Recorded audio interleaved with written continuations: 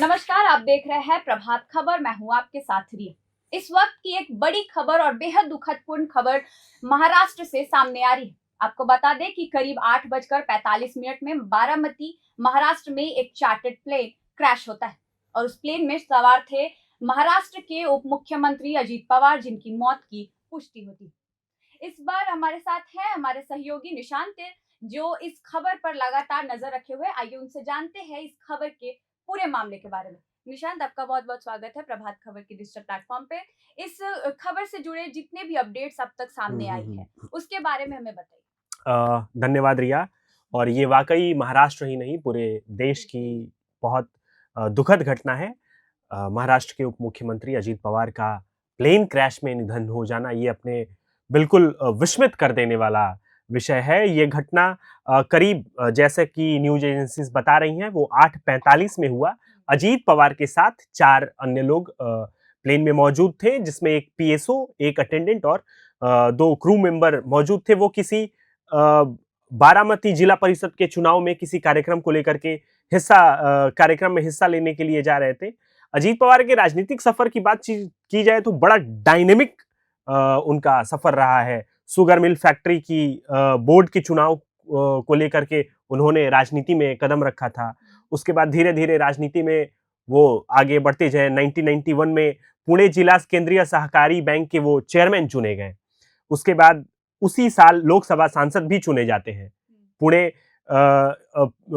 जिला के केंद्रीय सहकारी बैंक के चेयरमैन चुने गए। फिर 91 में ही लोकसभा सांसद चुने जाते हैं। और उसके बाद बाई इलेक्शन हुआ था 91 में।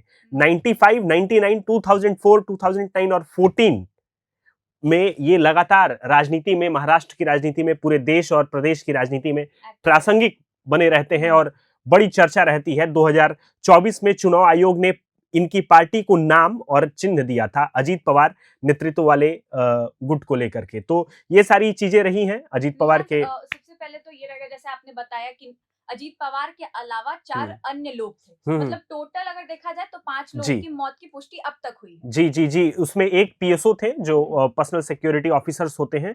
उसके बाद एक अटेंडेंट और 2 क्रू मेंबर उसमें मौजूद थे। तो अजीत पवार के अलावा 4 लोगों की मौत हुई है और इसकी पुष्टि डीजीसीए ने की है। जी।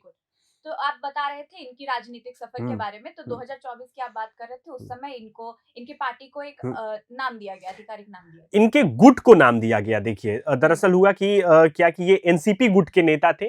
फिर महाराष्ट्र में बीते सालों में बहुत राजनीतिक उथल पुथल हुई है। और अभी आप देखिए होंगे कि निकाय चुनाव हुआ था। महाराष्ट्र निकाय चुनाव में भी बहुत सारे गठबंधन जो है वो बियॉन्ड द पार्टी लाइन या फिर बियॉन्ड द पॉलिटिकल जो नॉर्मल चीजें होती हैं उससे बाहर जाकर के हुई थी। उसी तरह ये एनसीपी से अलग हुए थे। एनसीपी से अलग हो करके इन्होंने सरकार में अपनी हिस्सेदारी ली थी और बाकायदे उप मुख्यमंत्री बने थे।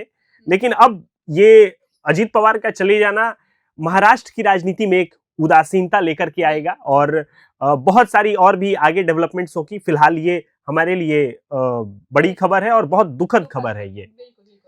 तो फिलहाल इस वीडियो में इतना ही। और अपडेट्स जैसे जैसे आते रहेंगे हम आपको बताते रहेंगे। देखते रहिए प्रभात खबर डिजिटल। प्रभातखबर.com, विश्वास वही, रफ्तार नहीं।